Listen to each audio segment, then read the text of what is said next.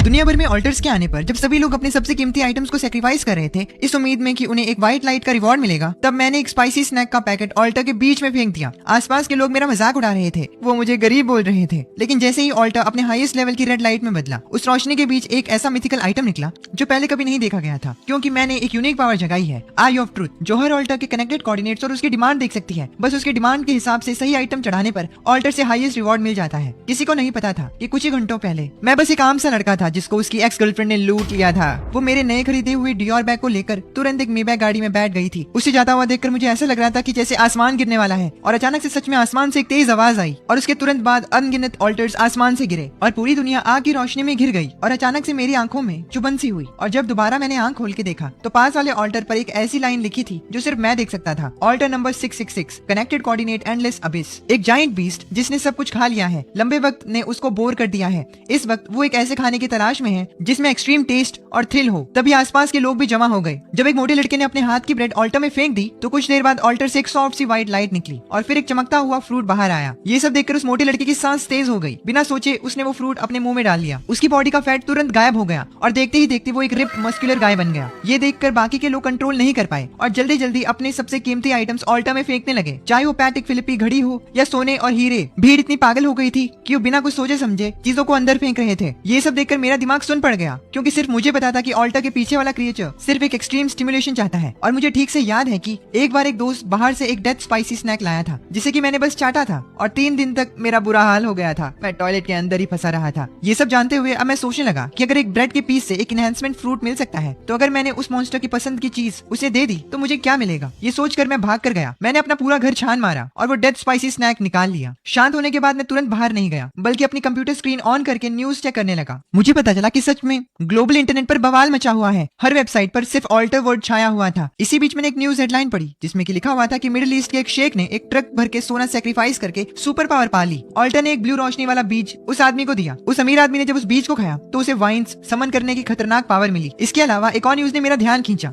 Japan का sacrifice fail हो गया था और 10 इविल स्पिरिट समन हो गई थी। एक केंडो मास्टर ने अपनी खानदानी तलवार सेक्रीफाइस की थी, पर रिवॉर्ड के तौर पर वहाँ एक ब्लैक स्मोक वाला डीमन निकल आया। फिलहाल जापान में भारी तबाही मची है। मॉन्स्टर को कंट्रोल करने के लिए आर्मी बुला ली गई है। मैं ये सब न्यूज देखकर डर रहा था। मुझे पता चला कि सेक्रीफाइस फेल होने पर डेंजरस डिजास्टर भी आ सकते हैं। इसीलिए ऑल्टर की डिमांड को एग्जैक्टली समझना बहुत जरूरी था। तभी अचानक से मेरा फोन वाइब्रेट किया। चाइना की गवर्नमेंट की इमरजेंसी नोटिस आई थी। इनिशियल रिसर्च से पता चला है कि इन मिस्टीरियस ऑल्टर्स में बड़ा रिस्क है और लिमिट भी है। एक ऑल्टर पर एक इंसान सिर्फ एक बार सेक्रीफाइस कर सकता है। हर इंसान दिन में सिर्फ 3 बार सेक्रीफाइस कर सकता है। साथ ही ऑल्टर्स के आने से एक अननोन एनर्जी पल्स निकली है जिससे दुनिया भर के सारे सीसीटीवी कैमरास खराब हो गए हैं। ये पढ़कर मेरे दिल में खुशी की लहर दौड़ गई। ये तो परफेक्ट मौका है। मैंने अपने फोन पर टाइम देखा, रात के 10 बज रहे थे। डेथ स्पाइसी स्नैक को पैक करके मैंने बिना सोचे समझे चुपचाप प्लाजा की तरफ निकल गया। वहाँ कोई नहीं था, सिर्फ सुबह के बचे हुए खराब आइटम्स पड़े थे। मैंने अपनी जेब से वो डेथ स्पाइसी स्नैक निकाला और फिर ध्यान से उसे ऑल्टर पर रख दिया। अचानक ऑल्टर में एक बड़ा बदलाव आया। एक रेड लाइट आसमान की तरफ निकली। देखते ही देखते पूरा शहर रेड लाइट में कवर हो गया। कुछ किलोमीटर दूर सड़क पर चलने वाले लोग भी इस भयंकर नजारे को देखकर डर गए। उसी वक्त मैंने देखा कि ऑल्टर पर एक काले रंग का बड़ा एग बन गया है। मैंने तुरंत उसे गले लगाया और बिना रुके वहाँ से गायब हो गया। इस वक्त देश के कैपिटल में एबनॉर्मल अफेयर्स ब्यूरो के हेडक्वार्टर्स में सायरन बज उठा। एक सीरियस चेहरे वाले आदमी ने पूछा, रिपोर्ट जनरल, हमारी इन्फो के मुताबिक हमने उस एरिया को ट्रेस कर लिया है। मैप पर जो लोकेशन दिख रही थी वो वही शहर था जहाँ मैं था, जियांग सिटी का वेस्ट डिस्ट्रिक्ट। इस एरिया को तुरंत एस क्लास ऑब्जर्वेशन जोन घोषित करो। जियांग सिटी ब्रांच को बताओ, किसी भी कीमत पर पता लगाओ कि वो रेड लाइट आखिर क्या थी। इस वक्त तक मैं भागकर घर आ चुका था। अपनी बाहों में उस बड़े एग को देखकर मैं कंफ्यूज था कि ये आखिरकार क्या चीज है। मैंने सोचा इसे तोड़कर गोल्डन फ्राइड राइस तो बना नहीं सकते थे, तो ये किस काम का है। अचानक एग के शेल पर अजीब से वर्ड्स बन गए। Abish demonic dragon egg, quality mythical. अंडा हैच होने के बाद एक अबिस डिमोनिक ड्रैगन पेट के रूप में मिलेगा। उसकी पावर गॉड्स को भी मार सकती थी। ये डिस्क्रिप्शन देखकर मैं बहुत ज्यादा खुश हो गया। जो लोग गेम खेलते हैं उन्हें पता है कि मिथिकल सभी कैटेगरीज में हाईएस्ट होता है। उस डेथ स्पाइसी स्नैक ने मुझे बिल्कुल भी निराश नहीं किया। तभी मुझे कुछ अजीब लगा। मेरी आंखें ऑल्टर के रिवॉर्ड आइटम को भी एनालाइज कर सकती थी। ये देखकर मैं थोड़ा हैरान हुआ। मैं भागकर वॉशरूम गया और मिरर में खुद को घूर कर देखने लगा। मिरर पे एक टेक्स्ट दिखा, आई ऑफ ट्रूथ, क्वालिटी यूनिक, हर चीज का कॉज एंड इफेक्ट देख सकती है। और तो और मेरी आंखें मुझे ऑल्टर को देखने पर उसके कनेक्टेड कोऑर्डिनेट और रिक्वायरमेंट दिखाती है। ऑल्टर से जुड़ी आइटम्स को देखने पर मुझे उनकी क्वालिटी, नाम, सब कुछ पता चलता है। ये जानकर मैं बहुत ज्यादा खुश हुआ। मुझे अपनी एबिलिटीज के बारे में सब कुछ पता चल चुका था।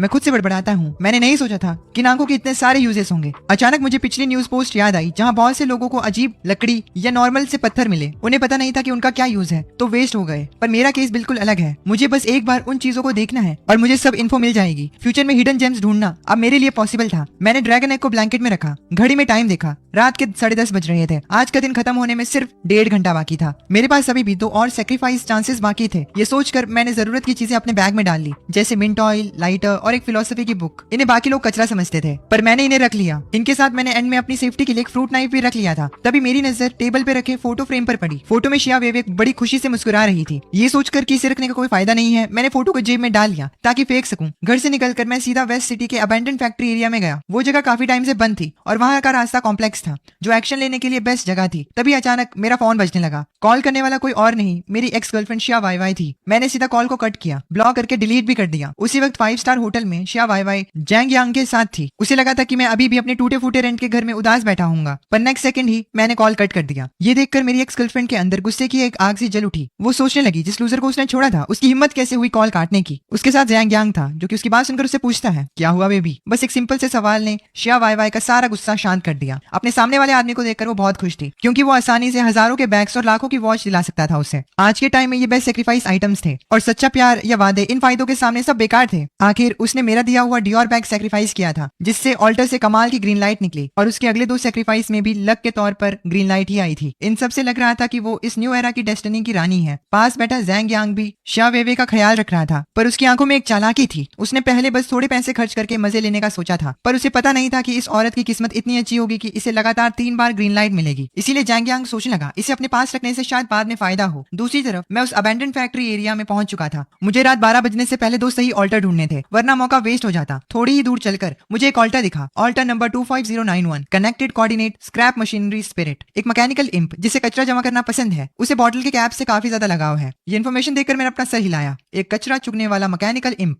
ये कोई अच्छी चीज क्या ही देगा। फिर मैं थोड़ा आगे बढ़ा, तब एक और ऑल्टर सामने आया, ऑल्टर नंबर 18472, कनेक्टेड कोऑर्डिनेट सूखा तालाब। एक मरने वाली फिश स्पिरिट जो आखिरी बार मीठा पानी पीना चाहती थी, लेकिन इस ऑल्टर से भी मैं सेटिस्फाइड नहीं हुआ, और मैं तब तक चलता रहा जब तक कचरे से भरी नैरो स्ट्रीट में नहीं पहुंच गया, ये कंफर्म करके कि कोई वहां नहीं है। मैंने उस ऑल्टर पर फोकस किया, altar number 4444, connected coordinate tragedy theatre. एक ट्रेजेडी ड्रामा की हीरोइन जो स्टेज पर हमेशा घूमती रहती है। वो अपने पहले से ही फिक्स्ड स्क्रिप्ट से बोर हो चुकी है। अब उसे एक ऐसी चीज चाहिए जो असली बिट्रेयल से भरी हो, जिसमें बहुत ज्यादा नफरत और दर्द भरा हो। ये पढ़कर मेरी सांस रुक गई। पहले तो ऑल्टर का नंबर 444 था और उसकी डिमांड भी एकदम अजीब लेवल की थी। फिर मुझे याद आया कि मेरा अभी हाल फिलहाल में ही तो ब्रेकअप हुआ था। मैंने शिया वाई वाई की फोटो बाहर निकाली और फिर उस पर फ्रूट नाइफ से कट लगाए। डर था कि नफरत और दर्द पूरी तरह से एक्सप्रेस नहीं हो पाएगा, इसीलिए मैंने आंखें बंद की और याद करने लगा, हम दोनों अलग अलग दुनिया के हैं, प्लीज मुझे और परेशान मत करना। शिया वाई वाई की ये बात सोचकर मैं अचानक मुस्कुराया। मैंने जेब से लाइटर निकाला और फोटो का थोड़ा हिस्सा जलाकर काला कर दिया। फिर मैंने उसको ऑल्टर पर रख दिया। अचानक एक पर्पल लाइट पिलर निकला। इसकी रोशनी रेड लाइट जितनी तेज तो नहीं थी, और न्यूज में भी इस कलर की लाइट के बारे में नहीं बताया गया था। मुझे इस लाइट से काफी उम्मीद होने लगी। तभी वहां 5 पुरानी टिकट्स बाहर आई और मैंने उन्हें तुरंत अपने हाथ में पकड़ लिया। आई ऑफ ट्रूथ एक्टिवेट हुई और टेक्स्ट आगे आया, सीरीज आइटम एक्ट 4 का एडमिशन टिकट, क्वालिटी एपिक, एक बार यूज होने वाला कंज्यूमेबल आइटम। इस टिकट को यूज करने पर किसी के भी अंदर के सबसे डीप डर या दर्दनाक मेमोरीज को बाहर लाया जा सकता है, जिससे उसकी मेंटल हेल्थ और बिगड़ जाएगी और वो 3 सेकंड तक मूव नहीं कर पाएगा। ये देखकर मैं काफी ज्यादा इंप्रेस था। ये तो एपिक लेवल है। हालांकि ये पहले मिले ड्रैगन एग जितना पावरफुल नहीं था, पर 3 सेकंड का हार्ड कंट्रोल आइटम था। फाइट में लाइफ एंड डेथ डिसाइड करने के लिए इतना काफी था, और लगता है कि ये किसी बड़ी सीरीज का एक पार्ट है। अगर इसके पहले के पार्ट्स में मिल जाएं तो पता नहीं क्या होगा। मैं ये सब सोच ही रहा था, लेकिन तभी मुझे रियलाइज हुआ कि मेरे पास ज्यादा सोचने का टाइम नहीं है, क्योंकि रात 12 बजने में आखिरी आधा घंटा बचा था। मैं फैक्ट्री एरिया में और ढूंढने लगा और एक और ऑल्टर मिला, altar number 7591, connected coordinate confusing crossroads. एक भटका हुआ एक्सप्लोरर सही रास्ता जाने की उम्मीद में है। इस इन्फॉर्मेशन को देखकर मैंने सिर हिलाया और आगे चला गया। मैं इस डिमांड का कोई सोल्यूशन नहीं दे सकता था। थोड़ा आगे जाने पर एक ऑल्टर ने मेरा ध्यान खींचा, altar number 1988, connected coordinate silent library. एक ओल्ड लाइब्रेरियन दिल से किसी की तारीफ सुनना चाहता है। मैं इसे सिलेक्ट करने का सोच रहा था, पर छोड़ो, अपने पुराने बुरे दिनों के बारे में सोचकर मैंने ऑल्टर से मैक्सिमम प्रॉफिट निकालने की सोची। पूरी जगह का चक्कर लगाने के बाद आखिरकार एक बड़ा वर्कशॉप मिला, जिसके अंदर अजीब तरीके से एक ऑल्टर खड़ा था, ऑल्टर नंबर 101010। नंबर देखकर मुझे ज्यादा फर्क नहीं पड़ा, पर अगले ही पल समझ आ गया कि ये नंबर एक्चुअली एक बाइनरी कोड है। अजीब टेक्स्ट बाहर आया, connected coordinate logic starting point. एक सुपर एआई जो खुद का कॉन्शियसनेस बनाने वाला है, वो सभी कॉम्प्लेक्स कैलकुलेशन जानता है, पर फिर भी एक पैराडॉक्स समझ नहीं पा रहा। इंटेलिजेंट क्रिएचर उन क्वेश्चंस के बारे में क्यों सोचते हैं जिनका सर्वाइवल से कोई लेना देना नहीं। उसे इस यूजलेस विजडम का एक सैंपल चाहिए। मैंने तुरंत डिसाइड किया कि यही सही है और बैग से एक बुक निकाली। बुक का नाम था बीइंग एंड नथिंगनेस, जो कि एक एक्सिस्टेंशियल फिलोसफी बुक थी। ये बुक ऑल्टर के दिमाग से एकदम मैच करती थी। बुक को ऑल्टर पे रखने के बाद एक तेज आवाज आई, जिसे सुनकर मुझे लगा कि मेरे कान फटने वाले हैं। हवा में भी एक इलेक्ट्रॉनिक वायर जलने की बदबू आने लगी। मैं डर गया, क्या मैंने इसके अंदर का सीपीयू जला दिया। अचानक एक गोल्डन लाइट ऊपर आसमान में निकली। पूरा वर्कशॉप गोल्डन रोशनी में था। मेरा दिल जोर जोर से धड़कने लगा। किसने सोचा था कि कुछ ही घंटों में मैं रेड, पर्पल और गोल्डन 3 ऐसी रोशनियां इकट्ठी कर ली हैं जो इंटरनेट पर भी किसी ने नहीं देखी थी। अचानक पीछे से एक ठंडी और जानलेवा फीलिंग आई। तेज रोशनी में मैंने एक काली परछाई को देखा जो किसी इनह्यूमन स्पीड से मेरी तरफ आ रही थी। चाकू की नोक बस मेरी पीठ में घुसने वाली थी, पर अगले ही पल हमला करने वाले की बॉडी एक जगह में फ्रीज हो गई। उसके बाद दर्द भरी चिल्लाने की आवाज आई और उसका छोटा चाकू जमीन पर गिर गया। वो दर्द के मारे अपना सर पकड़ रहा था क्योंकि मैंने आखिरी टाइम में एक्ट 4 का एडमिशन टिकट यूज कर लिया था, जिससे एनिमी अपनी दर्दनाक यादों में 3 सेकंड तक अटका रहा। मैंने जल्दी से अपनी कमर से फ्रूट नाइफ निकाला और एक ही वार में उसे खत्म कर दिया। फिर मैं दीवार के सहारे खड़े होकर अनकंट्रोलेबल तरीके से कांपने लगा। आखिर पहली बार किसी की जान ली थी। उसकी डेड बॉडी को देखकर मैंने अपना मुंह मोड़ा और पेट में जो भी था सब उल्टी कर दिया। थोड़ी देर बाद मैं खुद को संभाल कर खड़ा हुआ। लगता है हाई लेवल रोशनी फायदा तो देती है, पर साथ ही मौत को भी बुलाती है। ये अंधेरे में छिपे हुए खतरनाक लोगों को अट्रैक्ट करती है। फिर मैंने बॉडी के ऊपर 2 फेंट व्हाइट लाइट्स निकलती हुई देखी। आई ऑफ ट्रूथ एक्टिवेट की। Light weight leggings, quality normal, थोड़ी स्पीड और जंप हाइट बढ़ाती है। Unowned status. उसके बाद मैंने एक दूसरे आइटम को देखा। Poor quality stamina amulet, quality normal, body की स्टेमिना थोड़ा बढ़ाता है और इसका भी कोई मालिक नहीं होता। अनओन्ड वर्ड पढ़कर मेरा दिमाग घूम गया। मुझे एक बहुत ही खतरनाक रूल समझ आ गया, किल एंड लूट। अगर एनिमी को मार दो तो उसके सेक्रीफाइस आइटम को अपना बना सकते हो। इस आदमी के पास 2 यूजफुल आइटम थे। हो सकता है पहले भी उसने किसी को मारा हो, पर इंटरनेट पर सिर्फ अलग अलग कलर की लाइट्स की ही न्यूज क्यों थी? किसी ने इस रिस्क के बारे में क्यों नहीं बताया? मुझे आगे चलकर और भी ज्यादा डर लगने लगा। ऐसा नहीं कि लोगों को पता नहीं था, पर जिन्हें पता था उन्होंने चुप रहना ठीक समझा, जिसकी वजह से कुछ लोग नीचे पड़ी उस बॉडी की तरह मर गए। कुछ लोग खुद हंटर बनना चाहते थे और कुछ लोग बोलने से डरते थे, जैसे गवर्नमेंट, क्योंकि अगर ये सच सबको पता चल गया तो इसका मतलब था ऑफिशियली मान लेना कि पुराना सिस्टम खत्म हो चुका है। डार्क फॉरेस्ट रूल चलने लगा है और पूरी दुनिया एक ऐसी खाई में गिर जाएगी जिसे कंट्रोल करना मुश्किल होगा। ये सोचकर मैंने टाइम वेस्ट नहीं किया। वो व्हाइट लाइट आइटम्स उठाए और सीधा ऑल्टा के सेंटर में देखा। वहाँ एक फिस्ट के साइज का मेटल क्यूब रखा था। मैंने आई ऑफ ट्रूथ एक्टिवेट की। Dimensional storage, quality legendary. Bind करने पर एक इनिशियल 1000 क्यूबिक मीटर का डायमेंशन स्पेस मिलता है। दिमाग की सोच से इसमें ऑल्टा के आइटम स्टोर और निकाल सकते हो। ये तो लेजेंडरी लेवल का आइटम निकला और एकदम मस्त सपोर्ट आइटम था। मुझे तुरंत अपने उस डिमोनिक ड्रैगन की याद आई जो घर पर था। मैंने सोचा कि उसे इस डायमेंशन में रखना सबसे सेफ रहेगा। जैसे ही मेरी उंगली क्यूब को टच की, मेरे माइंड में एक बहुत बड़ा स्पेस ऐड हो गया। मेरे सोचते ही एक्ट 4 का एडमिशन टिकट भी अंदर चला गया। ये सब करने के बाद मैंने फोन पर देखा, रात के 12 बज चुके थे। फिर मैंने उस खून से भरे फ्रूट नाइफ को रखा और उस जगह से निकलने का सोचा, पर जैसे ही मैं बाहर गया, अचानक आसमान को फाड़ते हुए एक बड़ी बिजली चमकी और बड़ी बड़ी बूंदों में बारिश शुरू हो गई। अभी थोड़ी देर पहले तो चांद सितारे चमक रहे थे, अचानक इतनी भयंकर बारिश कैसे? मैं सोचता हूँ कि ये बारिश काफी ज्यादा अजीब है, इसीलिए मैं वहीं रुके रहा और बाहर नहीं गया। मेरे बैग में एक छाता था, लेकिन मुझे नहीं पता था कि बारिश से कोई खतरा है या नहीं। ऑल्टर्स के आने के बाद दुनिया बहुत ज्यादा बदल चुकी थी। अब कहीं पर भी कुछ भी हो सकता था, इसीलिए मैंने वहीं रुकने का फैसला किया। तभी मैंने अपना फोन निकालकर चेक किया। सच में इंटरनेट पर बारिश से रिलेटेड मैसेजेस आने लगे थे। पहले ट्रेंडिंग टॉपिक सैक्रिफाइसेस आइटम था। अब सब यही पूछ रहे थे कि ओए तुम्हारे उधर भी बिजली कड़क कर बारिश हो रही है क्या? भाइयों, इस बारिश में जरूर कुछ झोल है, भीगना मत, म्यूटेट मत हो जाना। मेरा क्या होगा? मैं भीग गया। मैंने तो अभी तक अपनी गर्लफ्रेंड का हाथ भी नहीं पकड़ा था। प्लीज मुझे ज़ॉम्बी मत बनाना। पोस्ट तेजी से रिफ्रेश हो रहे थे और मेरा दिल भी धीरे धीरे डरने लगा। अगर बारिश सच में लोगों को इन्फेक्ट करती है तो नतीजा बहुत बुरा होगा। मैं इसका तोड़ सोच ही रहा था कि तभी एक रेड कलर की पोस्ट ने मेरा ध्यान खींचा और मैं चौंक गया। ओह शिट, बहुत बड़ी गड़बड़ हो गई। ऑल्टर्स गायब हो गए हैं। मैंने तुरंत पीछे घूमकर देखा और सच में पिछला ऑल्टर गायब हो चुका था। साथ ही में मैंने डरकर यह भी देखा कि वो मरी हुई बॉडी भी वहां से गायब थी। पर मुझे यकीन था कि वहां और कोई नहीं आया था और इसका एक ही रीजन हो सकता है और वो है ये बारिश। इसके आने का मतलब है कि ऑल्टर्स गायब हो जाएंगे और ये पिछले दिन की सारी चीजों को धो देगी। ऊपर से पूरी दुनिया के कैमरास बंद पड़े थे। क्या ये मर्डर करके लूट मचाने का परफेक्ट एनवायरनमेंट नहीं है? जब पता चला कि बारिश खतरनाक नहीं है तो मैंने छाता निकाला और घर की तरफ निकल गया। मेरे जाने के थोड़ी देर बाद एबनॉर्मल अफेयर्स ब्यूरो वहां आई। जल्दी ही उनको वो जगह मिल गई जहां कुछ देर पहले तक ऑल्टर था। लीडर क्विन फैंग ने तुरंत टीम के पीछे देखा। वहाँ एक 20 साल की लड़की आगे आई। कल जब उसने सेक्रीफाइस किया तो उसको एनर्जी बैक ट्रैकिंग की पावर मिली थी। वो आसपास की बची हुई एनर्जी को सेंस कर सकती थी। जितनी पावरफुल एनर्जी, उसके मार्क्स उतने ही क्लियर होते थे। लिन वैन ने आंखें बंद की और सेंस करने लगी। अचानक उसने एक दर्द भरी आवाज निकाली और पीछे की तरफ गिरने लगी। क्विन फैंग ने उसको तुरंत संभाला। क्या हुआ? उसने उससे पूछा। लिन वैन बहुत ज्यादा हाँफ रही थी और उसकी आवाज कांप रही थी। ये जगह कल वाले नानगोंग एरिया से बहुत अलग है। ऐसे मान लो कि अगर वो एक फायरफ्लाई थी तो ये रोशनी ऐसी है जैसे दिन का उजाला या जैसे सूरज। एक मेंबर से रहा नहीं गया और वो बोला, है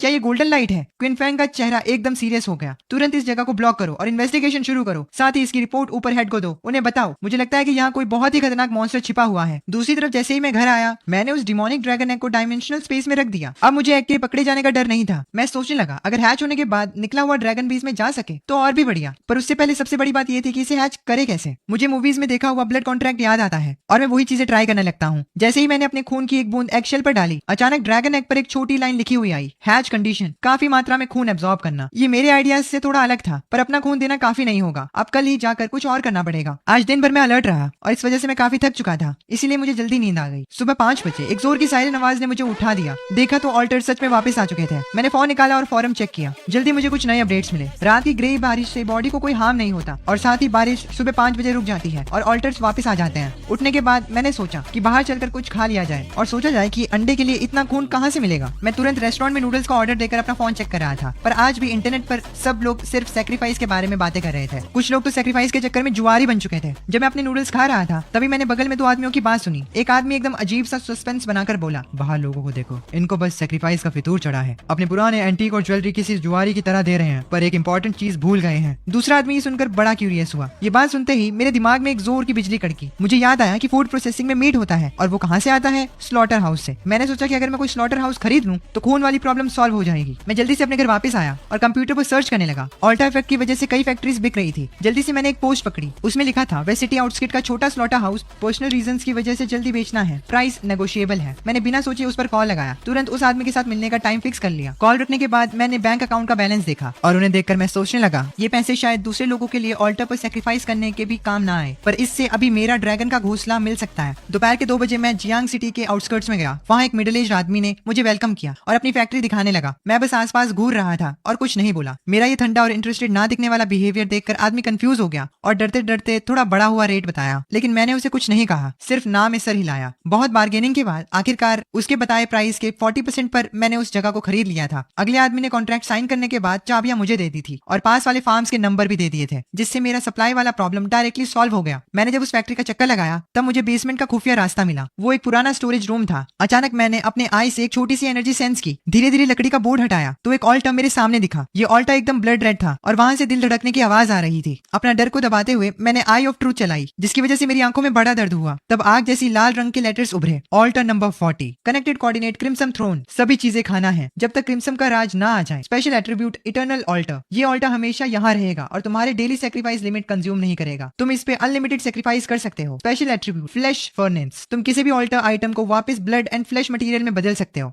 मैं उस ऑल्टर को देखकर काफी ज्यादा हैरान हो गया। वो ऑल्टर मेरे अब तक का सबसे छोटे नंबर वाला ऑल्टर था और ये हमेशा यही रहेगा। सबसे डेंजरस बात थी कि इस पे सेक्रीफाइसेस लिमिट नहीं है और ये जगह मेरी एक प्राइवेट प्लेस थी। मैंने सोचा कि अगर एक बार ये ऑल्टर सेटअप बन जाए तो वो यूजलेस आइटम्स अब ब्लड एनर्जी पावर एलिमेंट्स बनाएंगे जो कि मेरे फिजिक को बढ़ाएंगे। मैं इसको चेक करने के लिए रुक नहीं पाया। आखिर मेरे पास कल रात का ऑल्टर रिवॉर्ड था। जब मैंने वो पुअर क्वालिटी स्टेमिना एम्यूलेट अंदर डाला तब ऑल्टर के बीच में से एक पुराने स्टाइल की छोटी ग्लास बॉटल निकली, जिसके अंदर थोड़ा सा काला लिक्विड था। आई ऑफ ट्रूथ चलाने पर डिटेल आई, name original blood, quality normal. इसे पीने के बाद तुम्हारा ब्लड एनर्जी परमानेंटली ठंडा, इसे पीने के बाद तुम्हारा ब्लड एनर्जी परमानेंटली थोड़ा बढ़ जाएगा। ये जैसा मैंने सोचा था बिल्कुल वैसा ही था। बिना हेजिटेट किए मैंने इसे पी लिया। मुझे लगा था ये अजीब और बदबूदार खून होगा, पर सच में ये काफी स्मूथ और स्वीट था। जब मैं सोच रहा था कि कोई रिएक्शन क्यों नहीं हुआ, अचानक मेरे बॉडी में एक हीट वेव आई। मुझे महसूस हुआ कि मेरा हर एक सेल बॉडी की हीट को तेजी से खींच रहा है। मेरी बॉडी से भाप निकलने लगी। ये बाकी प्रॉप से बिल्कुल अलग फीलिंग दे रहा था क्योंकि ये डायरेक्ट मेरे ब्लड से आ रहा था। मैं मीट के एक टुकड़े के पास गया और मेरे एक सिंपल से पंच ने उस भारी 100 पाउंड के मीट को उड़ाकर कॉर्नर में फेंक दिया। ये मेरे एक्सपेक्टेशन से ज्यादा भयंकर था। सोचो तुमने अभी सिर्फ एक नॉर्मल ओरिजिनल ब्लड की बोतल पी है। इस स्पीड से फिजिकल गॉड बनना अब सपना नहीं था। मैं अपनी बॉडी कंट्रोल कर रहा था। Alright guys, this was it. कल मेरा एग्जाम है तो मैंने इसे जितना हो सके उतना शॉर्ट रखने की कोशिश की है। ओह सॉरी, आज मेरा एग्जाम है 8-8:30 बजे, देखोगे यार। एनीवेज एग्जाम और मैं एक रात पहले पूरी वीडियो बना चुका हूँ इसके बारे में। एक थोड़ी सी रह गई है, ये प्लेन करना कर ही देते हैं यार। नहीं, बाद में करूंगा, थक गया हूँ अब। Anyways thanks for watching this video. अगर तुम्हें इसका पार्ट 2 चाहिए होगा तो प्लीज कमेंट सेक्शन में पार्ट 2 लिख देना और इस वीडियो को जितना हो सके उतना हाइप कर देना। अगर इस वीडियो को 50,000 हाई पॉइंट्स मिल जाते हैं तो मैं इसका पार्ट बनाऊंगा, वरना nah। Thanks for watching, this is anime Shubh signing off. मैं अपनी एक्साइटमेंट को कंट्रोल करता हूँ और प्लान बनाता हूँ कि कल मुर्गियों का एक बैच लाऊंगा ताकि ड्रैगन को हैच कर सकूं। लेकिन अभी मुझे उन बेकार आइटम्स को कलेक्ट करना है जो कि किसी को नहीं चाहिए। बहुत से लोग ऑल्टर्स पर भारी कीमत देकर सेक्रीफाइस करते हैं पर उन्हें कचरा मिलता है और यही कचरा मेरा टारगेट है। गैम्बलिंग में रिस्क हो सकता है पर कचरे उठाने में नहीं। दोपहर को मैं पोल्ट्री फार्म के बॉस से कॉन्टैक्ट करता हूँ, पर एक नई प्रॉब्लम आती है। मुर्गियां खरीदने के लिए पैसे चाहिए और स्लॉटर हाउस खरीदने में मेरी सारी सेविंग्स खत्म हो चुकी हैं। भले ही नया जमाना आ गया हो पर पैसा अभी भी सब कुछ कंट्रोल करता है। इसलिए मैं डिसाइड करता हूँ कि पहला थोड़ा कचरा उठा कर देखते हैं कि कोई ट्रेजर मिलता है या नहीं। अपना नया exclusive star rainbow throne altar मिलने के बाद मैं आज की सेक्रीफाइसेस लिमिट्स यूज करने के लिए नए ऑल्टर्स ढूंढने निकलता हूँ। जैसे ही मैं वेजिटेबल मार्केट के पास पहुंचता हूँ, सामने से एक दर्दनाक चीख सुनाई देती है। एक फटे हुए साधु के कपड़े पहने हुए ह्यूमनॉइड मॉन्स्टर एक पेडेस्ट्रियन को नोच कर खा रहा था। मैंने तुरंत अपनी आई ऑफ ट्रुथ यूज की। Flesh eating heat monk, ordinary disaster, एक टेंपल गार्ड मॉन्क जिसे मटन चुराने के झूठे इल्जाम में पीट पीट कर मार डाला गया था। वो मीट से जुड़ी हर सेक्रीफाइस से नफरत करता है। मुझे तुरंत समझ आ गया कि किसी डेड शाने ने मीट का आइटम सेक्रीफाइस किया होगा, जिसकी वजह से ये आफत आ गई। ये तो खुद मौत को बुलाने वाली बात है। अचानक कुछ ऑफ रोड व्हीकल्स तेजी से वहाँ आती हैं, गाड़ियों के दरवाजे खुलते हैं और कुछ लोग तुरंत बाहर कूदते हैं। उनको लीड कर रहा था अनोमली अफेयर्स ब्यूरो का ग्रुप लीडर क्विन फैंग। उसने सीरियस होकर कमांड्स दिए और जल्दी ही उस एरिया को सील कर दिया गया। भीड़ को तुरंत हटा दिया गया उस जगह से, पर मैं थोड़ी दूर खड़ा रहा। क्विन फैंग ने अपने पीछे खड़ी औरत की तरफ देखा और उसने कहा, लीडर, एनर्जी फ्लक्चुएशन बहुत स्ट्रॉन्ग है, संभल कर रहिएगा। लिनवान का चेहरा सीरियस था। मैं पुलिस लाइन के पीछे से सब साफ सुन रहा था। बाप रे, ये एनर्जी फ्लक्चुएशन सेंस कर सकती है। ये तो चलता फिरता ह्यूमन डिटेक्टर है। अचानक लिनवान को कुछ फील हुआ और उसने सीधा मेरी तरफ देखा। नजरें मिलते ही मैंने अपने अंदर का डर छुपाया और बाहर से एक नॉर्मल इंसान की तरह एक्ट करना शुरू किया। लिनवान ने हल्के से बाहें सिकोड़ी। उसे अभी एक अजीब सी एनर्जी फ्लक्चुएशन फील हुई थी, पर वो एनर्जी फ्लक्चुएशन इतनी कम थी कि वो इस चीज को लेकर श्योर नहीं थी। क्या वो मेरा इल्यूजन था? तभी मार्केट के अंदर उस मॉन्क ने गुस्से भरी दहाड़ मारी। क्विन फैंग ने तुरंत अपने टीम मेंबर्स को फायरिंग करने का ऑर्डर दिया, लेकिन उस इविल मॉन्क को मॉडर्न वेपन से कोई डर नहीं था। ये देखकर क्विन फैंग ने ऑर्डर दिया, क्लोज कॉम्बैट, टीम 2 लीडर्स। आवाज आते ही दो फिगर्स तेजी से आगे बढ़े। एक की स्पीड इतनी तेज थी कि उसकी शैडो दिख रही थी। उसने डैगर उठाया और मॉन्क की गर्दन के पीछे अटैक कर दिया। दूसरे ने एक बड़ा सा आयरन फ्रेम उठाकर उस मॉन्स्टर के सर पर जोरदार वार किया। इस हैवी अटैक से मॉन्क का बैलेंस बिगड़ गया। क्विन फैंग ने इस मौके का फायदा उठाया और खुद मैदान में कूद गया। उसकी लंबी तलवार पर चमकती हुई बिजली दौड़ने लगी और सिर्फ एक ही वार में उसने मॉन्क का सर धड़ से अलग कर दिया। ये सब देखकर मैं काफी शॉक था। उनका टीम वर्क बहुत कमाल का था और अभी मेरा लेवल उनसे बहुत नीचे था। मुझे जल्दी से खुद को इम्प्रूव करना होगा। क्या पता उनसे लड़ाई ना करनी पड़ जाए। वेल, सूरज ढलने वाला था तो मैंने ऑल्टर ढूंढने के लिए एक सेफ जगह जाने का सोचा और शहर के बाहर की तरफ निकल पड़ा। रास्ते मुझे कई ऑल्टर्स दिखे, पर उनकी क्वालिटी पहले वाले दिन से बहुत खराब थी। जब मैं एक आधी बनी हुई बिल्डिंग के पास से गुजरा तो मेरी आई ऑफ ट्रूथ ने एक वीक एनर्जी फ्लक्चुएशन पकड़ी। मैं सीढ़ियों से सेकंड फ्लोर पर गया तो वहाँ एक अजीब सा ऑल्टर दिखा। Altar number 1955, connection beacon, eternal clock city. एक क्लॉक मेकर गॉड जो परफेक्ट प्रिसीजन चाहता है, क्योंकि उसकी बनाई हुई इटर्नल क्लॉक बहुत ज्यादा परफेक्ट थी, इसीलिए वो एंडलेस बोर्डम में चला गया है। वो कुछ बदलाव चाहता है। ये पढ़कर मैं खुद को रोक नहीं पाया और मैंने सोचा ये तो फालतू के नखरे हैं। ऑल्टा का नंबर काफी आगे था तो शायद कुछ अच्छा मिलता, पर टाइम ना दिखता है ना उसे छुआ जा सकता है। तो समझ नहीं आ रहा था कि ऐसी क्या चीज सेक्रीफाइस की जाए जो इसकी रिक्वायरमेंट को पूरा करे। इसीलिए मैंने उसे छोड़कर दूसरा ऑल्टा ढूंढना बेटर समझा। सबर्ब्स में थोड़ा और आगे जाने पर एक मकड़ी के जाले से बना मिस्टीरियस ऑल्टा मिला। ऑल्टा नंबर 37112, कनेक्शन बीकन या फिर connection coordinate, pig demon nest. एक पिग डीमन माँ जिसकी आवाज चली गई है, उसका बच्चा पूरे सपने की वजह से रोज रात रोता है। वो अपने बच्चे को शांत कराने के लिए एक बार फिर मैजिक पिग ललाबाई गाना चाहती है। रिक्वायरमेंट पढ़कर मेरा दिमाग घूम गया। मैं सोचने लगा कि इंसानों की लोरी तो मैं पढ़ नहीं सकता, ये पिग डीमन की लोरी कहाँ से लाऊंगा। कितना अजीब साउंड कर रहा है वैसे। ठीक है, ये सोचकर मैं डिसअपॉइंट होकर वहां से चल दिया। लगातार 2 बार फेल होने से मुझे थोड़ी टेंशन होने लगी। जैसे ही मैं इस एरिया को छोड़ने वाला था, एक बस स्टैंड से आती हुई हल्की सी रोशनी ने मेरा ध्यान खींचा। मैं तेजी से उस रोशनी की तरफ गया। वहाँ एक ऑल्टा था जो पूरी तरह से माचिस की तिलियों से बना था। उसके पास खड़े होते ही एक अजीब सी उदासी ने मुझे घेर लिया। मैंने तुरंत आई ऑफ ट्रूथ एक्टिवेट किया। Altar number 23333, connection beacon, snowy street corner. बर्फ के तूफान के बीच एक माचिस बेचने वाली छोटी सी बच्ची। वो बहुत कंफ्यूज और उदास है क्योंकि उसे समझ नहीं आ रहा कि रास्ते से गुजरने वाले लोग अब उसकी माचिस क्यों नहीं खरीद रहे, उन्हें वो क्यों नहीं चाहिए। डिस्क्रिप्शन पढ़कर मुझे विश्वास नहीं हुआ। ये कैरेक्टर और ये सैड बैकग्राउंड, ये तो द लिटिल मैच गर्ल वाली कहानी है। क्योंकि ये स्टोरी में पहले पढ़ चुका था तो मुझे इसके बारे में पता था। मैं सोचने लगा फेरी टेल्स भी अब पैरेलल डायमेंशन बन गए हैं क्या। मैं चौंक गया था। खैर, हैरानी अपनी जगह। इस ऑल्टर का शायद कोई हल हो सकता है। थोड़ा सोचने के बाद मैंने अपनी नई खरीदी हुई लाइटर निकाली और उसे उस मैच स्टिक वाले ऑल्टर पर रख दिया। जमाना आगे बढ़ रहा है। अगर तुम ट्रेंड के साथ नहीं चलोगी तो तुम्हारी माचिस कैसे बिकेगी। जैसे ही मैंने ये कहा, ऑल्टर में अचानक हलचल हुई। एक आवाज आई और ऑल्टर के अंदर से एक पर्पल लाइट तेजी से निकली। मैंने तुरंत ऑल्टर के रिवॉर्ड को देखा। वहाँ हवा में एक हथेली के साइज का मैच बॉक्स तैर रहा था। ओ बस यही। मेरा दिमाग सवालों से भर गया, पर फिर मैंने जल्दी से आगे बढ़कर उसे पकड़ लिया। एक बुरी फीलिंग आ रही थी उसे पकड़कर। मेरी आईज ने मुझे बताया, match box of hope, quality epic, हर सुबह 5 बजे ऑटोमेटिकली 5 उम्मीद की माचिस जनरेट करता है। ये डिस्क्रिप्शन पढ़कर मैं चुप हो गया। एपिक आइटम और सिर्फ 5 रद्दी माचिस। ट्राई करने के लिए मैंने सारी माचिसें बाहर निकाली और हाथों में रख ली। मैंने आई ऑफ ट्रूथ को दोबारा एक्टिवेट किया। उसने मुझे उस आइटम के बारे में बताया, मैच ऑफ होप, जलने पर बहुत गर्मी और रोशनी देती है, हवा या पानी से जल्दी बुझती नहीं है। ये डिजास्टर टारगेट्स को एक्स्ट्रा बर्न डैमेज दे सकती है। ये सुनकर मैं सोचने लगा, डिजास्टर मॉन्स्टर को डैमेज दे सकती है, ये थोड़ा इंटरेस्टिंग है। हो सकता है ब्लैक लाइट मॉन्स्टर के खिलाफ ये चीज काम आए। मैंने सोचा, पर सिर्फ 5 तिल्लियां, ये थोड़ा यूजलेस सा है। जैसे ही मैं उस मैच बॉक्स को अपने डायमेंशनल वेयरहाउस में रखने वाला था, मेरे दिमाग में एक आइडिया आया। इन छोटी माचिसों की क्वालिटी नॉर्मल है। अगर मैं इन सबको अपने स्टार रेनबो थ्रोन ऑल्टर को सैक्रिफाइस कर दूं, तो मैं रोज फ्री में 5 बॉटल ओरिजिन ब्लड पा सकता हूँ। ये सोचते ही मैं अपनी खुशी कंट्रोल नहीं कर पाया। इस थ्योरी को अभी चेक करना जरूरी था। मैं तुरंत स्लॉटर हाउस की तरफ भागा। 20 मिनट बाद मैं वहाँ पहुंच गया। मैं जल्दी से स्टार रेनबो थ्रोन के पास गया, एक माचिस निकाली और ऑल्टर के बीच में रख दी। मैंने सांसें रोक ली थी। मैं बस ऑल्टर को ही देखे जा रहा था। अगले ही पल वही पुराना नजारा नजारा दिखा। एक डार्क रेड कलर का खून हवा में कंडेंस होने लगा। ये ओरिजिन ब्लड था। मैं अंदर ही अंदर झूम उठा। मैच बॉक्स ऑफ होप और स्टार रेनबो थ्रोन का ये कॉम्बिनेशन तो एक ओपी बग निकला। मैं तुरंत समझ गया कि मुझे बिना किसी रिस्क के एंडलेस फायदा होने वाला है। अब बाकी बची माचिसों को सेक्रीफाइस करने के बाद मेरे पास 5 बॉटल ओरिजिन ब्लड आ गया। उन्हें पीने के बाद मुझे लगा जैसे खून उबल रहा है और पूरी बॉडी गर्म हो गई। कुछ मिनट बाद मैं इस नई पावर से एडिक्टेड हो गया। मैंने फोन पर टाइम देखा। आज का दिन खत्म होने में सिर्फ 2 घंटे बचे थे। मेरी आज की आखिरी 2 सेक्रीफाइस अटेम्प्ट्स वेस्ट नहीं होनी चाहिए थी। मेरे दिमाग में दोबारा उस इटर्नल क्लॉक मेकर ऑल्टा का ख्याल आया और मैं अब उस ऑल्टा के बारे में सोचने लगा। कुछ टाइम सोचने के बाद मुझे समझ में आया उस ऑल्टा का नंबर स्टार्टिंग का था और वो टाइम से रिलेटेड था।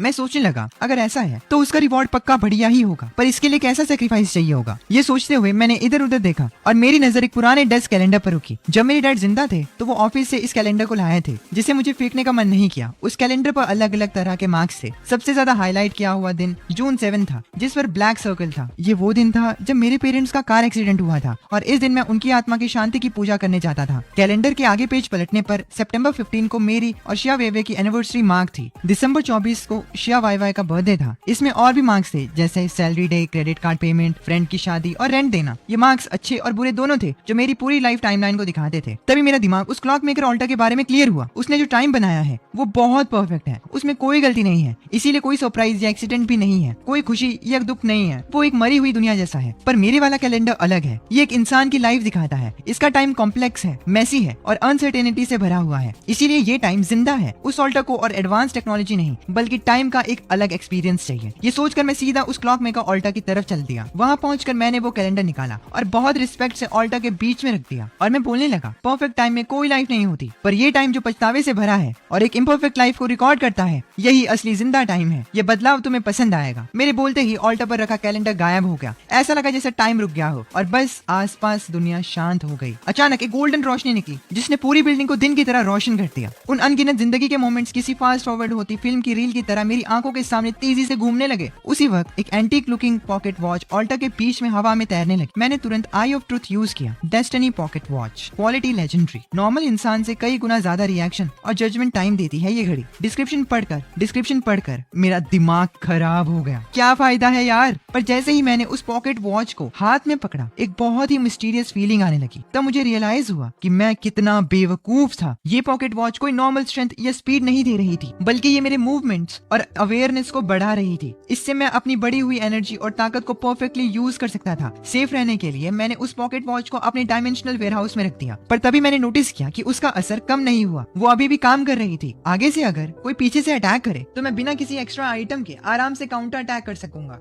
इतना सब हो जाने के बाद मैंने टाइम देखा। रात के 10:40 हो रहे थे। ऑल्टर रिफ्रेश होने में सिर्फ 1 घंटा 20 मिनट बचे थे और मेरे पास एक आखिरी सेक्रीफाइस का चांस था। पर इस पूरे एरिया को छान मारने के बाद भी मुझे सिर्फ 2 बेकार ऑल्टर्स मिले थे। एक का लिंक उस दलदल से था जहाँ जाइंट मच्छर थे और दूसरा डंग बीटल पार्क से जुड़ा था। अचानक दूर से गालियां देने की आवाज आई। इन्हें सुनकर मेरी फट गई। मैं सोचने लगा, यहाँ और भी लोग हैं। मैं तुरंत अलर्ट हो गया और मैं चुपके से आगे बढ़ रहा था। और तभी मैंने देखा कि एक खुले गोदाम जैसी जगह पर 2 ग्रुप्स की आपस में झड़प हो रही है। उनके पास ही में एक ऑल्टर था जो पिंक लाइट दे रहा था, जिसकी शेप एक सेंसुअस चार्म जैसी थी। मेरा दिल जोरों से धड़कने लगा। इस लाइट को देखकर ही लग रहा था कि ये सिंपल नहीं है। मैंने अपनी आई ऑफ ट्रुथ यूज की। Altar number 9269, connection beacon, bliss demon palace. एक बैटल हार्डन सक्यूबस क्वीन जो नॉर्मल प्लेजर से कंप्लीटली नंब हो चुकी है।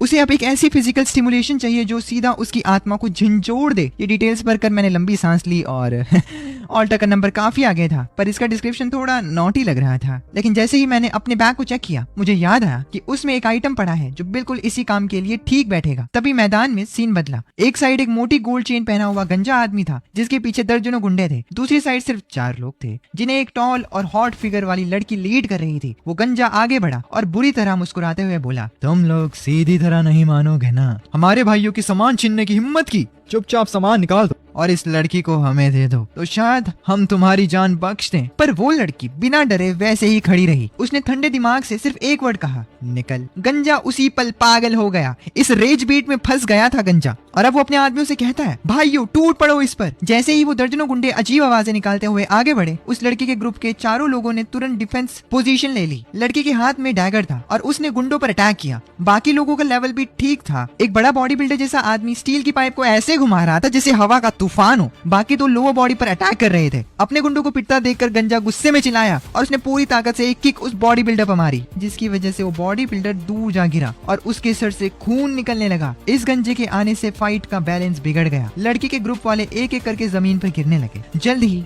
गंजे ने उस लड़की को एक कंटेनर के कोने में घेर लिया। लड़की ने हार नहीं मानी, बल्कि उसकी आंखों में एक खतरनाक चमक थी। सब मारो। गंजे को लगा कुछ गड़बड़ है और उसने पीछे हटने का चाहा, पर लड़की ने एक मीट बॉल को अपने हाथों में कुचल दिया। एक काला धुआं पूरे एरिया में फैल गया और उसमें से एक 3 मीटर लंबा मॉन्स्टर निकला। Oh shit, black monster. गुंडे ये देखकर डर के मारे जम गए, पर इससे भी ज्यादा डरावना सीन अगले ही पल हुआ। मॉन्स्टर के आते ही उसने सीधा पलटकर उस बॉडी बिल्डर, जो कि लड़की का ही आदमी था, उसको 2 टुकड़ों में फाड़ दिया। गंजा ये देखकर डर से कांपने लगा। ये पागल है, ये औरत पागल है, ये तो अपने बंदों को ही मार रही है। गुंडे जान बचाकर भागने लगे, पर मॉन्स्टर ने एक तरफा कत्लेआम शुरू कर दिया। मैं साइड में खड़े रहकर ये सब गौर देख रहा था। ये लड़की सच में बहुत खतरनाक है। वहाँ से निकलने के लिए उसने सबको मौत के घाट उतारने का प्लान बनाया। ये तो चलता फिरता टाइम बॉम्ब जैसा था। कुछ ही देर में वहाँ सिर्फ वो गंजा ही बचा था, जो भागने की कोशिश कर रहा था, पर मॉन्स्टर ने एक ही जंप में उस गंजे को अपने नीचे दबा लिया। कुछ मिनट्स बाद वो ग्राउंड एक नर्क बन गया। गुंडे और उस लड़की के साथी सबकी लाशें वहाँ पड़ी थी, पर पेट भर खाना खाने के बाद भी वो मॉन्स्टर गायब नहीं हुआ, बल्कि नया शिकार ढूंढने के लिए आसपास ही घूम रहा था। और जिस लड़की ने उसे बुलाया था वो एक पिलर के पीछे छुपी हुई थी, सांस लेने में भी डर रही थी। तभी मैंने टाइम की तरफ देखा, क्योंकि मुझे अभी भी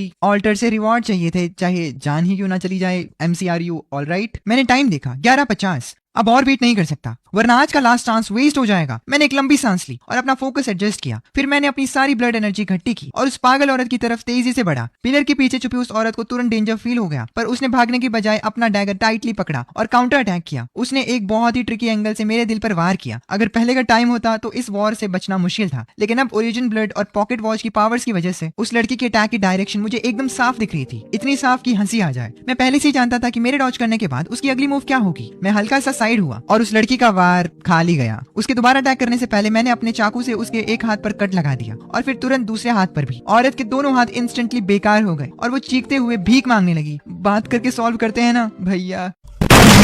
पर मेरी आंखों में कोई दया नहीं थी। आखिरकार इसने मुझे भैया कैसे बोल दिया। I mean, ये नहीं बोलता वो, बट सही लग रहा था। अगर अटैक किया है तो गेम खत्म करना ही होगा, मैंने सोचा। फिर मैंने अपना फ्रूट नाइफ सीधा उसके गले की तरफ चलाया। इस अटैक से बचना इम्पॉसिबल था, पर जैसे ही चाकू उसकी गर्दन को छूने वाला था, उसने एक चीख मारी और पैंग! इस आवाज के साथ वो अचानक एक ब्लड मिस्ट में ब्लास्ट हो गई। मेरा चाकू हवा में ही चला गया। धुआं हटने के बाद वो औरत वहां से गायब थी, उसकी परछाई तक नहीं दिखी। मैं शॉक रह गया। वो मेरी आंखों के सामने से गायब हो गई थी। वो मरी नहीं, बल्कि मेरे सामने से भाग गई। लेकिन ऐसा कैसे हो सकता है? ये किस टाइप की अजीब पावर है? मैं ये चीज सोचने लगा। मुझे लगा था कि आज रात तो मैं उसे पक्का निपटा दूंगा, पर इस दुनिया के राज बहुत ही गहरे हैं। ऐसी जान बचाने वाली ट्रिक तो मैंने कभी सुनी ही नहीं थी। कितना ही टाइम हुआ था वैसे इन ऑल्टर्स को आए हुए, क्या मतलब है यार। पर मुझे एक चीज पता थी कि वो लड़की जल्दी वापस आने की हिम्मत तो नहीं करेगी। तभी हवा की आवाज के साथ एक दहाड़ ने मेरा ध्यान तोड़ा। वो ब्लैक लाइट मॉन्स्टर मुझे देख चुका था। जैसे ही उसके पंजे मुझ पर पड़ने वाले थे, मैं थोड़ा पीछे हटा और उसका वार खाली चला गया। उसके मिस होने के गैप का फायदा उठाते हुए मैंने अपने फ्रूट नाइफ से उसकी टांग पर कट लगा दिया। मॉन्स्टर को बहुत दर्द हुआ और उसने तुरंत काउंटर अटैक किया, पर उसके अटैक मुझे स्लो मोशन में दिख रहे थे। डेस्टिनी पॉकेट वॉच की प्रिडिक्शन पावर बहुत स्ट्रांग थी। सिर्फ कुछ ही मूव्स में मैंने अपनी फुर्ती और स्पीड यूज करके उसके पूरे शरीर पर जख्मों के निशान दे दिए, पर मुझे उसकी मेन वीकनेस नहीं मिल रही थी। मैंने उसके साथ लड़ते हुए अपनी आई ऑफ ट्रुथ ऑन की। मॉन्स्टर के सर के पिछले हिस्से पर रेड लाइट चमक रही थी और मुझे वो मेन पॉइंट मिल गया जिसकी मुझे तलाश थी। मैंने एक प्लान बनाया। मैंने जानबूझकर अपने पैरों को थोड़ा लड़खड़ाया ताकि मॉन्स्टर को लगे कि मैं वीक हूँ, और मैं ऐसा ही करता हूँ। जैसे ही वो मॉन्स्टर मुझे काटने के लिए आगे आया, मैंने अपनी टांगों को यूज करके एक बहुत बड़ी जंप मारी और अपनी पूरी ताकत लगाकर उसके सर के पिछले हिस्से में चाकू घोंप दिया। उसकी बड़ी सी बॉडी धड़ाम से जमीन पर गिर गई। मैंने चैन की सांस ली। आखिरकार खत्म हुआ। मैंने बिना टाइम वेस्ट किए अपने डायमेंशनल स्पेस से ड्रैगन एग निकाला। खाना रेडी है बेबी। मैंने ड्रैगन एग को उस मॉन्स्टर की लाश के पास रख दिया था। देखते देखते ऐसा लगा जैसे वो एग जिंदा हो गया हो। जमीन पे पड़ा खून तेजी से गायब होने लगा और थोड़ी देर में उस मॉन्स्टर की लाश भी पूरी सूख गई। इस टाइम एग पर एक छोटी सी टेक्स्ट आई, इंक्यूबेशन प्रोग्रेस 2%। मैं बहुत खुश हुआ। मेरे पालने का तरीका एकदम सही है। मैं एक्साइटमेंट में एग को वहाँ ले गया जहाँ वो 2 ग्रुप्स पहले लड़ रहे थे। जल्दी ही ड्रैगन एग ने वहाँ जमीन पर पड़ा सारा खून सोख लिया। लाशों के पास से कुछ चमकते हुए ग्लोइंग ऑर्ब्स निकले थे। मैंने रफली चेक किया, कुछ खास नहीं था, तो मैंने उन सबको अपने डायमेंशनल वेयरहाउस में डाल दिया ताकि वापस जाकर उन सब के बदले और ओरिजिन ब्लड ले सकूं। ये सच में एक बहुत बड़ा जैकपॉट था। ये सब करने के बाद मैंने उस अट्रैक्टिव सक्यूबस ऑल्टर की तरफ देखा और सोचा, एक्साइटमेंट चाहती हो ना सक्यूबस क्वीन, तो लो आग और बर्फ की फीलिंग लो। मैंने कूलिंग बाम निकाला और सीधे उस ऑल्टर पर रख दिया। तुरंत वो दोनों चाम जिंदा जैसे लगने लगे और एक पर्पल लाइट ने मुझे घेर लिया। मुझे लगा था कि इस एक्सट्रीम स्टिमुलेशन से कम कोई मिथिक रेड लाइट तो मिलेगी, पर सिर्फ एक पर्पल लाइट निकली।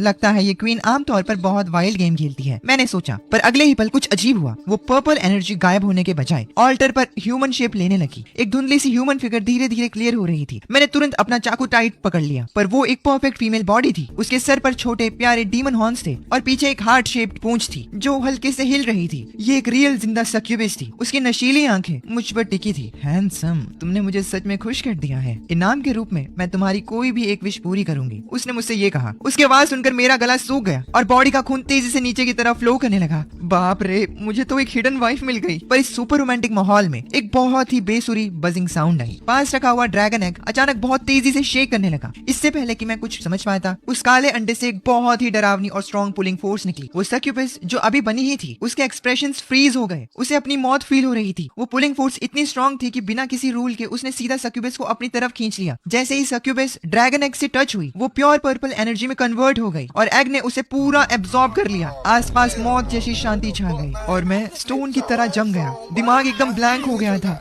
ये क्या हुआ? मेरी एपिक वाइफ कहाँ गई? मैंने जमीन पे पड़े ड्रैगन एग की तरफ देखा, जो कि शायद डकार ले रहा था, और फिर आराम से हवा में तैरता हुआ मेरी हाथ में वापस आ गया। मैं उसे पकड़कर कांप रहा था क्योंकि एग पर लिखी टेक्स्ट तेजी से बढ़ रही थी। Incubation progress 41%। एक एपिक सक्यूबस की एनर्जी इतनी ज्यादा होती है, मैंने ये कभी नहीं सोचा था। मैंने नोटिस किया कि एग से पर्पल लाइट निकल रही थी और उस पर कुछ छोटे छोटे हर्ट के निशान बन गए थे। अब अबिस डीमन ड्रैगन और हर्ट साइंस दोनों उस पर थे। एग ने प्लेफुली मुझे रब किया। मुझे पता था कि अब वो सक्यूबस वाइफ वापस नहीं आएगी। मैंने गुस्से से एगशेल पर पोक किया। उम्मीद है तुम हैच होने के बाद एक बहुत खूबसूरत लड़की बनोगी जो मुझे सेटिस्फाई कर पाएगी। चमड़ी साला। तभी आसमान में बिजली कड़की और ग्रे रेन शुरू हो गई। मैं जल्दी से एक रूफ के नीचे छुप गया। वहाँ लड़ाई के सारे निशान बारिश की वजह से तेजी से गायब हो रहे थे। फिर मैं पुरानी फाइट के बारे में सोचने लगा। उस औरत का भाग निकलना मुझे बहुत खटक रहा था, जैसे अंधेरे में कोई जहरीला सांप छुपा हो। मैंने डिसाइड किया कि मैं पास की एक 3 स्टोरी बिल्डिंग में जाकर देखूंगा कि क्या वो औरत पकड़ी जा सकती है और इस छिपे हुए खतरे को हमेशा के लिए खत्म किया जा सके। वहीं दूसरी तरफ ड्रैगन कंट्री की कैपिटल में अनोमली अफेयर्स ब्यूरो हेडक्वार्टर्स में एक व्हाइट लैब कोट पहना रिसर्चर तेजी से अंदर आया। जनरल, गुड न्यूज है, हमने इस ग्रे रेन का राज पता लगा लिया। जनरल ली ने हैरानी से सर उठाया। डिटेल में बताओ। प्रोफेसर जाओ ने लंबी सांस ली। हमने इस बारिश के पानी में उस अननोन एक्टिव मटेरियल को एनालाइज किया है। पता चला है कि ये इंसानी बॉडी के लिए सेफ है, पर ये थोड़ी देर के लिए किसी भी सुपर पावर को बेअसर कर देता है। ये सुनकर जनरल ली शॉक रह गए। कमांड सेंटर के सारे हाई रैंक ऑफिसर्स के चेहरे पर यही डिसबिलीफ था। प्रोफेसर जाओ एक्साइटमेंट में थूक उड़ाते हुए बोले, यू मतलब ये तो मैं बोल रहा हूँ, ये असर तब तक रहेगा जब तक बारिश का पानी पूरी तरह इवेपोरेट नहीं बन जाता। उसके बाद ही उनकी पावर वापस आएगी। इसका मतलब है रात 12 बजे से लेकर सुबह 5 बजे तक जो भी ओवर कॉन्फिडेंट सैक्रिफाइसर्स हैं, अगर उन पर ये पानी पड़ गया तो उनकी पावर्स खत्म हो जाएंगे और वो नॉर्मल इंसान बन जाएंगे। ये सुनकर मानो जनरल ली के आंखों में चमक आई। अगर ये सच है तो हम इस रेनी नाइट का फायदा उठाकर उन आउट ऑफ कंट्रोल सैक्रिफाइसर्स को पकड़ सकते हैं। प्रोफेसर जाओ ने आगे बताया, ये पानी स्टोर नहीं किया जा सकता, पर अगर हम इस एक्टिव मटेरियल को निकाल लें तो हम उसके इनहिबिटर्स या हाई प्रेशर वाटर गन्स बना सकते हैं। अगर ये सक्सेसफुल रहा तो ये हमारा सबसे स्ट्रॉन्ग वेपन बन जाएगा। उधर उस खाली बिल्डिंग में मैं फोरम स्क्रॉल कर रहा था और उस औरत का वेट कर रहा था। तभी एक पोस्ट तेजी से सामने आई। शॉकिंग सीक्रेट, बारिश में बाहर मत निकलना, तुम नॉर्मल इंसान बन जाओगे। जैसे ही मैंने क्लिक किया वो पोस्ट डिलीट हो गया। मुझे समझ आ गया कि किसी ने जानबूझकर इसे डिलीट किया है। अगर ये न्यूज सच है तो इसका मतलब बारिश में वो पागल औरत दोबारा ब्लड मिस्ट बनकर नहीं भाग पाएगी। पर फिर मुझे एक टेंशन हुई। मैं सोचने लगा क्या मुझ पर भी इसका इफेक्ट पड़ेगा? अगर मैं भी नॉर्मल बन गया तो हंटिंग खाक करूंगा। तभी मुझे याद आया कि स्टार रेनबो थ्रोन से जो ओरिजिन ब्लड मिला था उसकी डिस्क्रिप्शन में लिखा था परमानेंट सॉलिडिफिकेशन। इसका मतलब ये कोई टेम्पररी बफ या टूल नहीं था, बल्कि खुद की बॉडी की पावर थी। बारिश भले ही मैजिक शील्ड्स हटा दे, पर वो मसल्स को थोड़ी पिघला सकती है। और मेरा डायमेंशनल वेयर हाउस एक इंडिपेंडेंट स्पेस है, तो शायद उस पर भी इसका असर नहीं पड़ेगा। डेस्टिनी पॉकेट वॉच उस वेयर हाउस के अंदर है, तो मेरा परसेप्शन और रिफ्लेक्सेस पे भी इफेक्ट नहीं पड़ेगा। ग्रे रेन में जब सब वीक हो जाएंगे तब मेरा पावर लॉस ना के बराबर होगा। तो क्या इस रेनी नाइट में मैं इकलौता गॉड होऊंगा? ये सोचकर मेरा दिल बाहर आने वाला था। इस बात को अभी चेक करना जरूरी था। मैंने उस ग्रे रेन में खड़े होने का डिसाइड किया, जिससे सब डरते थे। और जब मैं ग्रे रेन में खड़ा हुआ, मेरी मुस्कान एक लोडेड गन से भी खतरनाक लग रही थी। ये बारिश सभी सुपर पावर्स को जीरो बना सकती है, पर उस ओरिजिन ब्लड को नहीं, जो मेरी बॉडी को हमेशा के लिए मजबूत कर चुका था। जब बाकी सुपर ह्यूमंस वीक हो रहे थे, तब उस रात मैं ही अकेला सबसे पावरफुल था। मीनवाइल वो औरत जिसने मेरी डरावनी पावर देखी थी, वो ब्लड मिस्ट की वजह से बचकर अपने विला पहुंच चुकी थी। उसके ये बुरे हाल देखकर कुछ ब्लैक सूटेड बॉडीगार्ड्स घबरा गए। एक बटलर दौड़ता हुआ आया। उसने उससे पूछा, मैडम आपको इतनी चोट कैसे आई? ईडा और बाकी लोग कहाँ हैं? उस लड़की का नाम यान रोक से था। उसकी आंखों में डर था। वो सब खत्म हो गए। मैं भी उस अनजान आदमी के हाथों मरने वाली थी। वो बहुत पावरफुल है। उसके बाद उसने बटलर से एक आर्टिस्ट बुलवाने को कहा ताकि वो मेरा फेस ड्रॉ करवा सके। उधर मैं स्लॉटर हाउस वापस पहुंचा और अपने कलेक्ट किए हुए व्हाइट क्वालिटी आइटम्स को स्टार रेनबो थ्रोन ऑल्टर में डाल दिया। ये सारे नॉर्मल टूल्स उस ग्रे रेन में वैसे भी यूजलेस हो जाते, तो उन्हें अपने खुद के ओरिजिन ब्लड से रिप्लेस करना बेटर था। 4 और बॉटल्स ओरिजिन ब्लड मिलने के बाद मैंने उन्हें पी लिया और अपने रूम में आकर सीधा सीधा हो गया। सुबह 5 बजे मैं टाइम पर उठा। कल रात को मैंने पोल्ट्री फार्म के बॉस के साथ डील कंफर्म कर ली थी। जब पूरी 500 मुर्गियां यूज हो चुकी थी तो ड्रैगन नेक का इंक्यूबेशन प्रोग्रेस 42.3% तक पहुंच गया। इतने कम परसेंटेज को देखकर मैं सोचने लगा, बाप रे, 500 मुर्गियों से सिर्फ 1.3% बढ़ा। ये तो सच्चाई में एक पैसे खाने वाला जानवर है। इसीलिए मैंने स्ट्रेटेजी चेंज करने का डिसाइड किया। ऑल्टा आने के बाद फिजिकल बिजनेस काफी इफेक्ट हुए थे। पोल्ट्री फार्म का बॉस अपने पोल्ट्री को बचाने में डिफिकल्टी होने की वजह से परेशान था। इसीलिए मैंने सोचा अगर मैं पोल्ट्री को जल्दी से सेमी फिनिश प्रोडक्ट्स में बदल सकूं तो वो अपने सेल्स चैनल्स को ढूंढ लेगा, जबकि मैं बस प्रोसेसिंग फी लूंगा और ड्रैगन एग उनका खून पी लेगा। इतना काफी था। मैंने फार्म के बॉस वैंग को कॉल किया और डायरेक्ट अपना प्लान बताया। हम दोनों तुरंत राजी हो गए। दोपहर में बॉस वैंग 500 और मुर्गियां ले आया। वो दूसरे फार्म्स की मुर्गियां भी लाना चाहता था। मैं जानता था कि वो मिडिल मैन बनकर पैसे कमाना चाहता है, पर जब तक एग हैच नहीं होता मैं चाहता था कि वो और ज्यादा पोल्ट्री लाए। अब बॉस वैंग को भेजकर मैंने स्लॉटर हाउस का काम फिर शुरू किया। इस बार मैंने एफिशिएंसी की जगह मुर्गियों को काटने के एंगल और पावर कंट्रोल पर ध्यान दिया। ये एक तरह की यूनिक ट्रेनिंग थी। मुझे लग रहा था कि मेरे नाइफ के साथ कनेक्शन इंप्रूव हो रहा है। इस रिपीटेटिव काम से मेरा पावर पे कंट्रोल बेटर हो रहा था। जब रात हुई ड्रैगन एग का इंक्यूबेशन प्रोग्रेस 43.6 हो गया था और फिर मैं अपना बैकपैक लेकर निकल पड़ा, क्योंकि रात सैक्रिफाइस के लिए सबसे बेस्ट टाइम था। सिटी के दूसरे साइड शिया वाई वाई और उसका नया बॉयफ्रेंड जैंग यांग एक नाइट क्लब गए। वहाँ उन्हें ब्रदर लॉन्ग नाम का एक बंदा मिला। 5 लाख की इंट्रोडक्शन फी देने के बाद ब्रदर लॉन्ग ने उन्हें एक मिस्टीरियस लोकेशन बताई। जल्दी ही दोनों वहाँ के लिए निकल पड़े। रास्ते में जैंग यांग बहुत एक्साइटेड था, जब हम उस सिटी की सबसे बड़ी अंडरग्राउंड शेडो ऑर्गेनाइजेशन में ज्वाइन हो जाएंगे तो यहाँ हमारी ही चलेगी। फिर तेरा वो बेकार एक्स बॉयफ्रेंड और बाकी छोटे मोटे लोग हमसे पंगा लेने की हिम्मत नहीं करेंगे। शिया वाई वाई की आंखों में भी तोप थी, होप थी, जो भी था, मतलब होप थी, होप, उम्मीद। वो कहने लगी, पता नहीं वो लूजर कहाँ सड़ रहा होगा, उसकी इतनी हिम्मत की उसने मुझे ब्लॉक कर दिया। पिछले कुछ दिनों से तो एक मैसेज तक नहीं आया। वहीं दूसरी तरफ मैं ऑल्टर ढूंढने निकला था और अचानक मुझे एक चीख आई। अभी अभी मैं अपने दिन के सबसे पूरे टाइम से गुजरा था। एक ऑल्टर से मुझे सिर्फ एक ब्लू क्वालिटी आइटम मिला था, विंड वॉकर बूट्स। ये बूट्स स्पीड बढ़ाते हैं पर रेनी नाइट्स में किसी काम के नहीं रहते। वापस आकर मैंने सोचा इनको भी स्टार रेनबो थ्रोन में दे दूंगा और देखूंगा कैसा ओरिजिन ब्लड मिलता है। रात को लगभग 11 बजे एक छोटी नदी के पास मुझे कुछ चमकता हुआ दिखा। पास जाने पर पता लगा कि ये एक अजीब सा ऑल्टर था जिसके लेफ्ट और राइट साइड अलग थे। ऑल्टर के लेफ्ट में एक रेड लाइट निकलती हुई फायर फिनिक्स बनी थी। राइट साइड में एक डल सी ब्रोकन स्वॉर्ड रखी थी। मैंने तुरंत आई ऑफ ट्रुथ ऑन की तो पता चला कि दोनों ऑल्टर्स आपस में जुड़े हुए थे और बीच में एक हल्की सी एनर्जी थी। मैं सोचने लगा ऐसे ट्विन ऑल्टर्स भी होते हैं। जैसे जैसे मैं ऑल्टर्स के बारे में पढ़ रहा था मेरी हैरानी बढ़ रही थी, क्योंकि दोनों की हिस्ट्री काफी बड़ी थी। Fire phoenix alter number 7766 connection beacon 9 heavens immortal realm. Genius girl नैलन रैन रैन बहुत परेशान थी। 3 साल पहले उसके मंगेतर शिया हुओ की कल्टीवेशन पावर खत्म हो गई थी। इस वजह से उसके फैमिली एल्डर्स उसे शादी तोड़ने पर मजबूर कर रहे हैं। वो अभी रास्ते पे खड़ी सोच रही है कि उसे क्या करना चाहिए। और राइट वाले ऑल्टर की इन्फो भी उतनी ही शॉकिंग थी। Alter number 66776 connection beacon 9 heavens immortal realm. Genius boy शिया हुओ अपनी शक्तियां अचानक बंद होने की वजह से टॉप मोस्ट पोजीशन से गिरकर एक यूजलेस लूजर बन गया है जिसे सब हेट करते हैं। वो इस प्रॉब्लम से निकलना चाहता है पर कोई उसकी मदद करने वाला नहीं है। इन्फॉर्मेशन पढ़ने के बाद मेरा दिल जोरों से धड़कने लगा। रैन रैन और हुओ ये स्टोरी आगे कैसे जाएगी मुझे बहुत अच्छे से पता है, क्योंकि ये भी एक फिक्शनल कहानी है जिससे कि मैंने पढ़ रखा है। अब पर्दे के पीछे वाले मास्टरमाइंड के रूप में मुझे क्या करना चाहिए। अगर मैं रैन रैन को मैरिज ब्रेक करने से रोक दूं तो शायद हुओ को वो डेस्परेशन नहीं मिलेगी जो उसका चीट एक्टिवेट करने के लिए जरूरी है। सिंपल मतलब है कि अगर रैन रैन अपने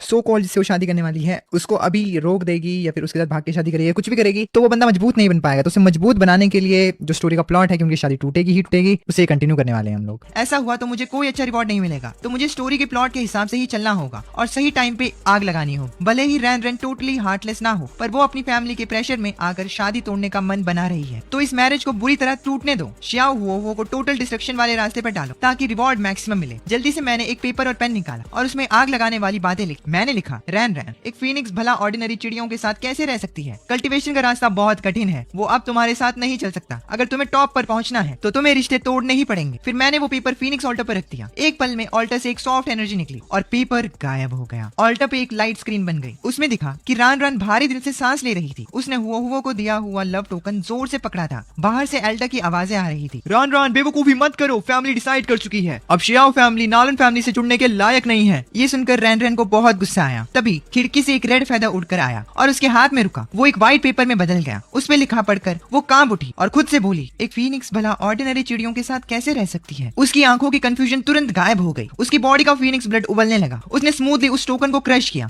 और बिना पीछे देखे ग्रैंड एल्डा के साथ शियाओ फैमिली के पास चली गई। जब ऑल्टा की लाइट स्क्रीन गायब हुई मैं इस मैरिज को तुड़वाने वाला हिडन बॉस बन चुका था, पर ऑल्टा का कोई रिवॉर्ड नहीं आया। मैंने सोचा क्या मुझे दोनों साइड्स का वेट करना पड़ेगा। मैंने मुड़कर दूसरे स्वॉर्ड ऑल्टा को देखा और फिर से पेपर पे मैसेज लिखा, भले ही टाइगर जमीन पर गिरे पर वो झुकता नहीं, सिर्फ हवा के चलने का इंतजार करता है। 30 साल ईस्ट रिवर, 30 साल वेस्ट रिवर, इस यंग बॉय को कभी वीक मत समझना। ये लिखने के बाद मेरा मेरा ब्लड उबलने लगा और सीधा सर चढ़ने लगा। मैंने तुरंत वो नोट दूसरे ऑल्टर पे रख दिया। एक जोर की आवाज आई। इस बार का लाइट स्क्रीन पहले से भी इंटेंस था। स्क्रीन में श्याओ फैमिली के मेन हॉल का एटमॉस्फेयर बहुत ही डिप्रेस्ड और टेंस था। रान रान की आंखों में ठंडक थी। श्याओ फैमिली, मैं इस शादी को तोड़ती हूँ। एक मेंढक एक स्वान को खाने का सपना देख रहा था। आगे से हमारी फैमिली की हॉली कल का रास्ता रोकने की कोशिश मत करना। वहां खड़े सभी लोगों की हंसी सुनकर हुओ ने डिसाइड कर लिया कि वो इस बेइज्जती का बदला सबसे लेकर रहेगा। उसने वहां कॉन्फिडेंट खड़ी रान रान को देखा और कहा, ठीक है, आज मैं तुझे डिवोर्स देता हूँ। आज के बाद मेरा तुझसे कोई रिश्ता नहीं। उसके बाद हुओ पीछे वाले पहाड़ पर चिल्ला रहा था। जैसे ही वो टूटने वाला था, मेरा लिखा हुआ नोट आसमान से गिरा और सीधा उसके फेस पे चिपक गया। वो शॉक में पड़ गया। उसने कागज खोला जिसमें बिल्कुल मिडिल स्कूल वाली सिंड्रोम जैसी बातें लिखी थी। 30 साल ईस्ट, 30 साल वेस्ट। एक लड़के को कभी पुअर मत समझना। ये नोट पढ़कर हुओ की बॉडी जोरों से कांपी। उसके दिल के अंदर आग जो बुझने वाली थी वो अचानक से भड़क उठा। मेरी डेस्टिनी मेरे हाथों में है, आसमान के नहीं। मैं श्या हुओ यहाँ खत्म नहीं हूँगा। जैसे ही उसकी स्ट्रॉन्ग बिलीफ टॉप पर पहुंचा, उसके राइट हैंड में पहनी हुई ब्लैक रिंग बहुत तेजी से चमकने लगी। हजारों सालों से सोई हुई एक ताकत उसमें जागी। छोटे लड़के, इन सालों में तूने बहुत दुख झेले हैं। बाहर का लाइट स्क्रीन उसी पल फूट गया और स्पेस टाइम पार करके आई हुई एक इमेंस एनर्जी उस ऑल्टर पर आकर गिरी। मुझे यकीन नहीं हो रहा था कि रिएक्शन इतना बड़ा होगा। इस रिवॉर्ड की क्वालिटी क्या होगी, मैं ये चीज सोचने लगता हूँ। मैं अपनी आंखें फाड़ कर उस ऑल्टर को घूर रहा था। लेफ्ट साइड वाली फीनिक्स ऑल्टर से एक ब्लैक लाइट आसमान की तरफ फूटी। उस ब्लैक लाइट से एक्सट्रीम गुस्से और रिजेंटमेंट की एक टेरिफाइंग ऑरा फील होने लगी। मैं सोचने लगा, ओह शिट, ब्लैक लाइट। मैंने सोचा अब भागना पड़ेगा, पर उसी समय राइट साइड वाले ब्रोकन स्वॉर्ड ऑल्टर से भी एक रेड लाइट का पिलर फूटा। उस ब्लाइंडिंग रेड लाइट ने पूरा आसमान जगमगा दिया। ये देखकर मेरे पैर जम गए।